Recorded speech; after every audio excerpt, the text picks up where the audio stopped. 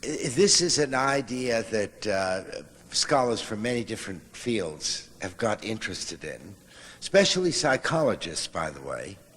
Bruner's interest in narrative is in personal psychology. I mean, that each of us is telling himself or herself almost every minute of the day the story of our lives. And it's very important that in this story, you are the hero of your story. Because if you're not the hero of your story, there are names for this, like paranoia, schizophrenia. So we hope, and as for me, I'm just a blip in your story.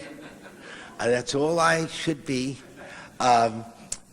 So the psychologists have discovered that this is what people do all the time. They tell themselves stories, narratives. They weave a tale in order to produce meaning. To have meaning, you have to have it in some context. That's what we're calling a narrative here. I've extended the idea in a cultural sense, that cultures need narratives. And I call them gods with a small g, but we don't, if that disturbs you, forget it, just call them narratives. But I mean, that's what we have to try to work. But this is what Václav Havel has been talking when he addressed the United States Congress 3 years ago. He said the biggest problem in the world today, he said he was talking about Eastern Europe because he didn't want to make the congressman too nervous, but he was talking about us. He said the biggest problem is the loss of narrative, that in Eastern Europe, these people had believed in this great story that Lenin and Marx, or Marx and Lenin, had weaved for them. And now, all at once, it seemed, they stopped believing it.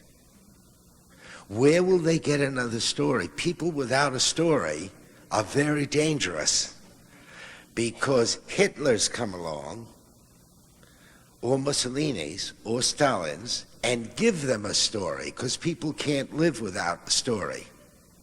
And not all stories are humane.